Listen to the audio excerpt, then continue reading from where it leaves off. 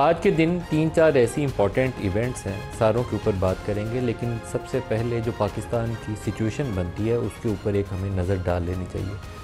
अफ़गानिस्तान पाकिस्तान की लाख कुर्बानियों के बावजूद कुछ 50 सालों से हम लाखों में, मिलियंस में अफ़गान महाजरीन को पाकिस्तान में पनाह दिए हैं।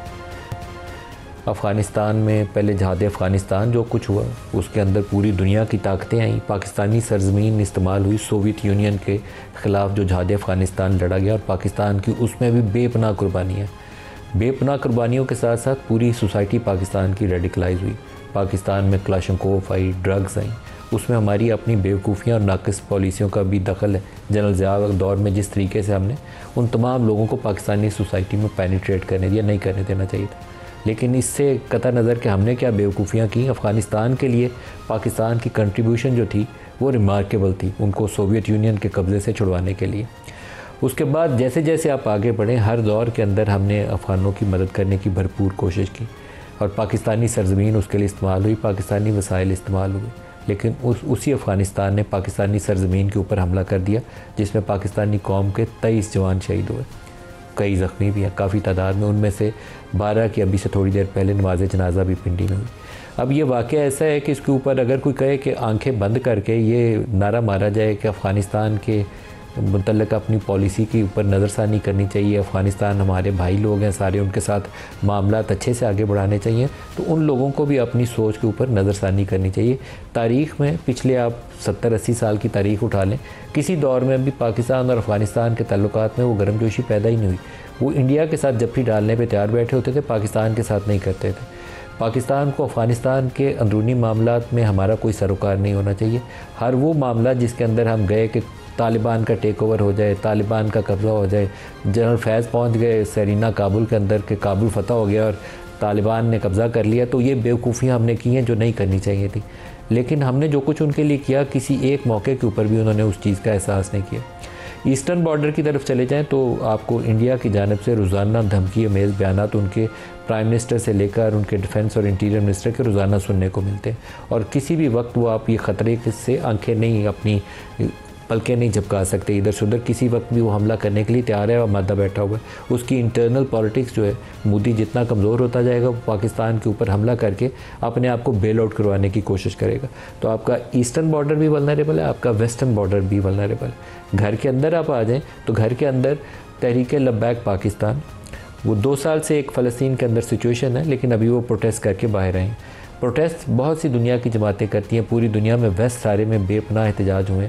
सड़क के ऊपर लोग आते हैं, एहतजाज करते हैं, अपना रजिस्टर करवाते हैं, लेकिन वहाँ गोलियाँ नहीं चलती, गाड़ियाँ नहीं चलती, बिल्डिंग्स को तबाह नहीं किया जाता, लाशें नहीं सड़कों पे गिरती। मिलियंस में लोगों ने मार्च किए हैं यूके के अंदर, बाकी यूरोपियन कंट्रीज़ के अंदर, लेकिन पाकिस्तान में ये उल्टा काम होता है और बहुत ही अफसोसनाक है।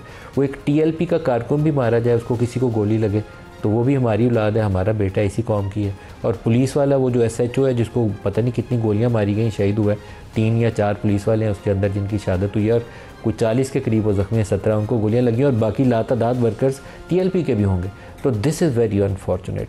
क्या पाकिस्तान इस सूरत हाल से हम निकल सकते हैं खुश उसलूबी से? बड़ा ही मुश्किल इस चीज़ का जवाब है, और जिन लोगों को बैठ के सर जोड़ के बैठना चाहिए, ईस्टर्न बॉर्डर भी देखें, वेस्टर्न बॉर्डर भी देखें, और घर के अंदर जो TLP कर रही है, जो KP और बलूचिस्तान के अंदर दहशतगर्द कर रहे हैं, सारों के ऊपर हमें गौर करना चाहिए। एक पूरा क्योस है, अनार्की है, जिसको संभालना है, हमने समेटना है इस सारी सूरत हाल को।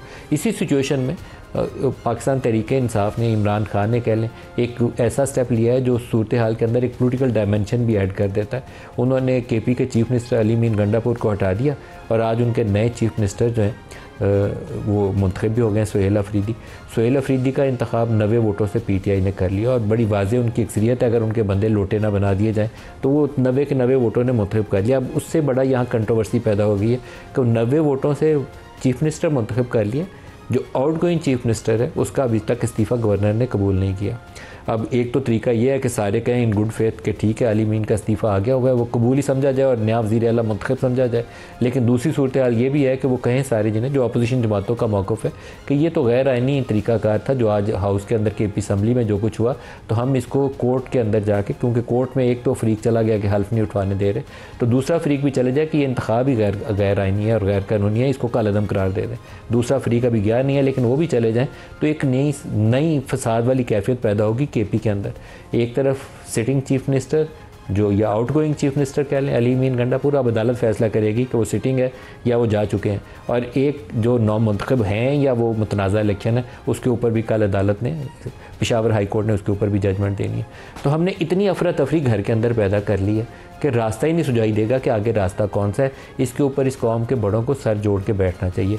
पूरी दुनिया में जो डेवलपमेंट है उसका इस वक्त फोकस फ़लस्तीन की सिचुएशन के ऊपर है, और शर्म अल शेख में अभी से चंद ही लम्हों में एक कॉन्फ्रेंस शुरू होगी जिसमें वो पीस अकॉर्ड जो है उसको हतमी शक्ल दी जाएगी। फ़लस्तीन की जानब से या हमास की जानब से जो इसराइली कैदी थे उनको रिहा कर दिया गया, और इसराइल की जेलों से 1968 2000 के करीब कैदी जो हैं फ़लस्तीनी उनको रिहा कर दिया गया। तो अगर एक ऐसा पीस अकॉर्ड हो जिसमें फ़लस्तीनी रियासत के तसव्वुर को हतमी शक्ल और यकीनी शक्ल दी जा सके, इसराइली फ़ौजें गज़ा से और वेस्ट बैंक से बाहर निकल जाएँ और जो फ़लस्तीनी इलाके हैं बैतुल मक़दस में तो उसके ऊपर फ़लस्तीनियों को हक़ तस्लीम किया जाए, तो फिर तो एक आइडियल पीस अकॉर्ड होगा। लेकिन अगर बैतुल मक़दस की हैसियत जो है वो वाज़ेह नहीं की जाती और वहाँ पर इसराइली जो कब्ज़ा है वो उसको मुकम्मल तौर पर कालादम या ख़त्म नहीं करवाया जाता, या फ़लस्तीनी इलाकों से जो इसराइली फ़ौज है उसकी वापसी की लकीर नहीं खींची जाती, तो फिर ये तनाज़ा ख़त्म नहीं होगा, बल्कि ये इसराइल को एक ऐसी पावर मिल जाएगी कि एक तरफ उसने अपने बंदे रिहा कर लिए, ऊपर से वो और बमबारी करेगा। तो इन तमाम इशूज़ पर बात करने के लिए आज हमारे साथ मेहमान शख्सियात में शेर अली साहब हैं, रहनुमा PMLN, बैरिस्टर उमैर नियाज़ी साहब हैं PTI से, और खालिद चिश्ती, एक मॉडल खालिद चिश्ती साहब हैं, मारूफ एनालिस्ट हैं। सबको प्रोग्राम में खुशामदीद कहते हैं।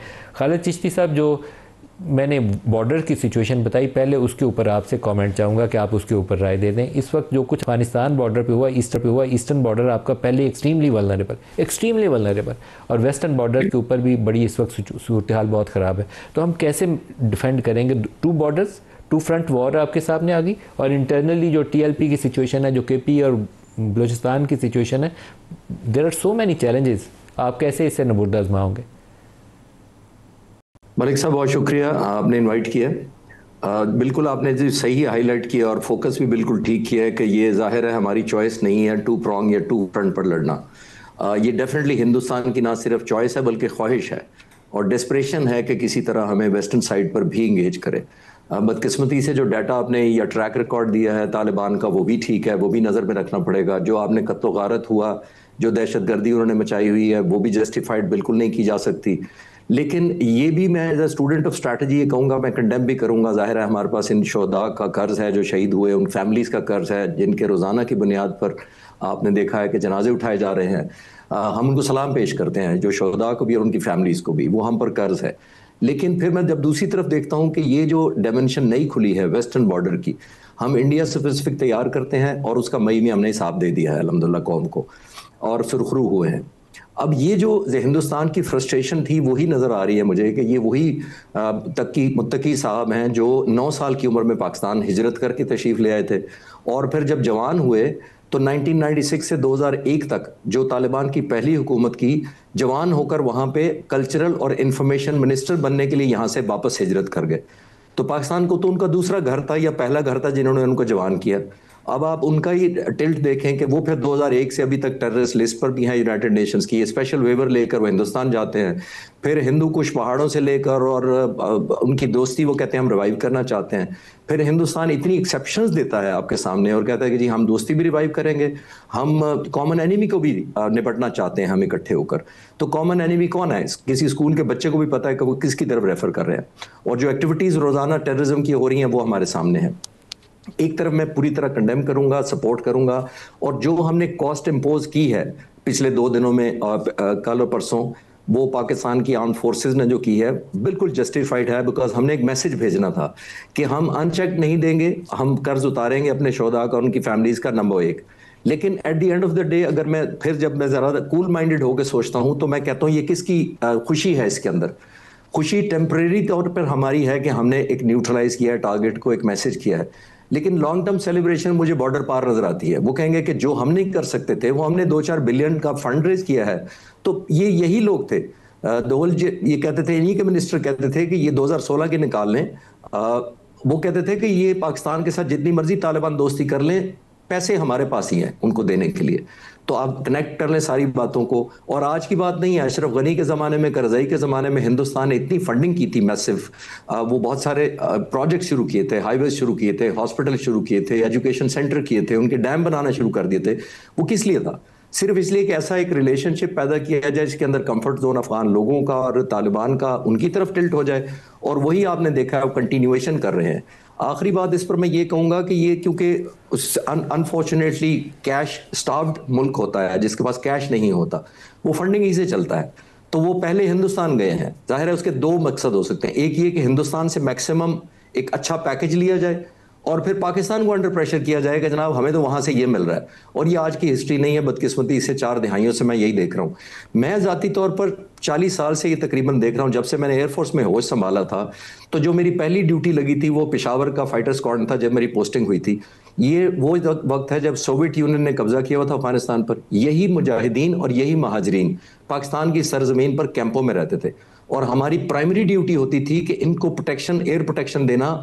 और जो सोवियत यूनियन के फाइटर जहाज इनको बमबारी करने आते थे इनसाइड पाकिस्तान, उनको हम चैलेंज करके भगाते थे।